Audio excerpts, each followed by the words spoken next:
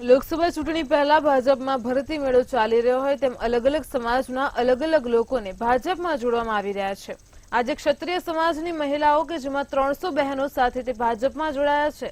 રાજકોટ શહેર ભાજપ કાર્યાલય ખાતે આજે પ્રદેશ ભાજપ ઉપાધ્યક્ષ ડોક્ટર ભરત બોગરાની ઉપસ્થિતિમાં રાજકોટ કમલમ કાર્યાલય ખાતે 300 જેટલી ક્ષત્રિય સમાજની બહેનો ભાજપમાં જોડાઈ હતી, જેમનું ભાજપનો ખેસ પહેરાવીને સ્વાગત કરવામાં આવ્યું છે।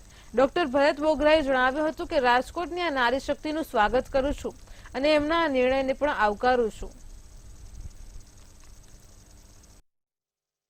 તો મારા 300 બહેનો એક નારી શક્તિ સાથે હું બીજેપીમાં એક તાકાત સાથે જોડાઉં છું અને જેટલી બનશે એટલું તન મન ને ધનથી હું ફૂલ સપોર્ટ આપીશ અને અમારી નારી શક્તિ પણ એવી જ છે કે એક અવાજે બધાય નીકળે છે, એટલી મારી એક સૌભાગ્ય હું કહું તો બસ, અને ફૂલ તાકાતથી અમે કાર્ય કરશું।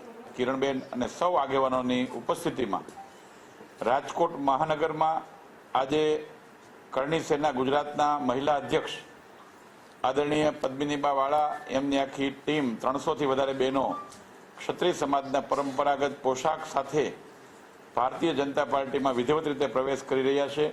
હું ગુજરાત પ્રદેશ ભાજપ વતી આદરણીય પદ્મિનીબા અને એમની આખી સમગ્ર ક્ષત્રિય સમાજની નારી શક્તિ સમગ્ર બહેનોનું ભારતીય જનતા પાર્ટી ગુજરાત પ્રદેશ વતી સ્વાગત કરું છું અને એમના આ નિર્ણયને આવકારું છું।